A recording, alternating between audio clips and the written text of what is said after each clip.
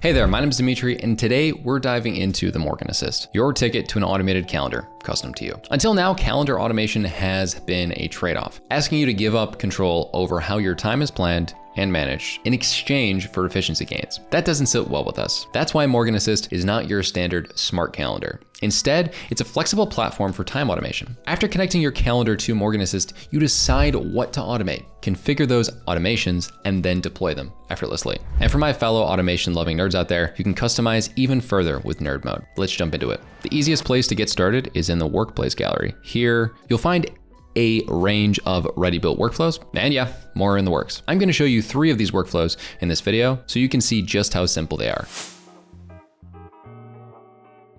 Let's start with travel time, because we all have places to be. So as you can see in my calendar, I am actually going to go to Millennium Park to shoot some on-site B-roll for a video. And the travel time workflow is going to help me schedule the time to get to and from there so I can better plan my day. So what we can do is we can actually go to the setup page here for automated travel time. Simply click onto the create option here and it'll bring you right to it. This is where we can name the workflow, set the target calendars, say where I'm departing from, mark down the travel type, and adjust the different travel modes and whatever buffer time I want to give it. To set it up, specify where you're leaving from, how you travel, and how much padding you want to add. I'm going to select my target calendar and I'm going to put my address within here. And I want to make sure that I mark down that I'm going to travel to and from this location. And I'm going to use public transit so I can get there quickly. And I'm going to put about a 10-minute buffer time because sometimes public transit's late. That's life. Next, I'm going to press save. Now, after I press save, you can see right here that it gives me a guide on how to continue next steps. There's even a quick demo within here. And then you'll see right here that it ends up popping up right in your workflows. As you can see, I'm in the My Workflows section, along with the other workflows that I have with my calendar. So now when I head back to my calendar, you'll notice that the event is wrapped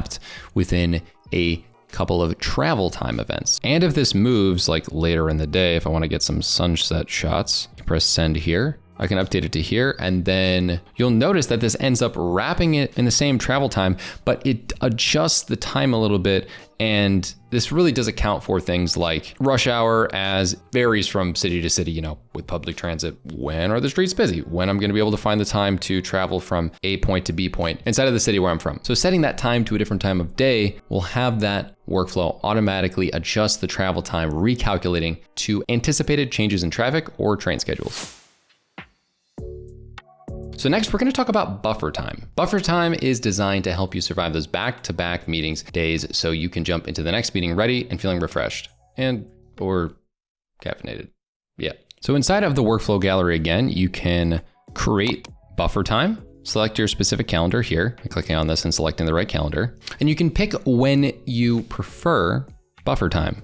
So whether you like it before or after the meeting will adjust to when you're going to get that buffer time. So you can choose your calendars, set the duration, and let it adapt based on the length of your meetings. I personally love a quick 5-minute break between short meetings and a refreshing 15 minutes after long ones. So for me, you'll see that there is a 5-minute one for short meetings and then a 15-minute one after long meetings. Then when I press save, after setting this up, we take a look at some of the meetings that I have later in the week. So if you go back into my calendar, you'll see that buffer time has been strategically created after each meeting. And the beauty is they move with the event if it gets rescheduled. I'm gonna very much enjoy these breaks after these meetings. And the best part is, as mentioned previously, this is 15 minutes since it was a longer meeting and the others were shorter meetings. So they had shorter buffer times.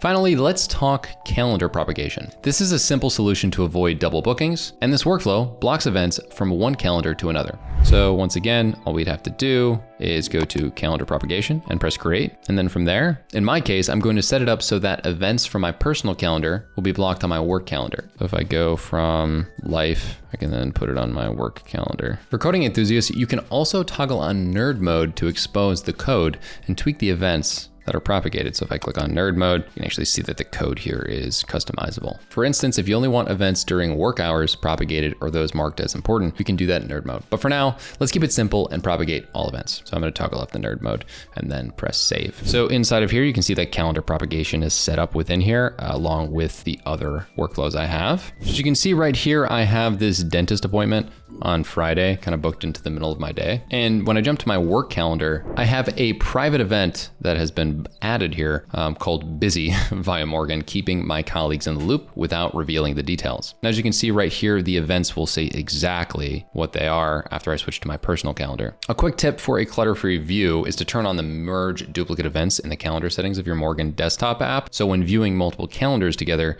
you don't see multiple versions, as this is the case with me right now. All you need to do is go right here to, as you can see, this week view.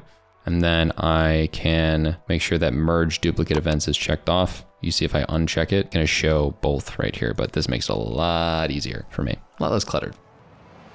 And there you have it. That's a glimpse into the power of Morgen Assist. But this is just the beginning. If you're hungry for more, you can check out our next video on the limitless possibilities of automation with Morgen Assist. Thanks for watching, and we'll see you in the next one.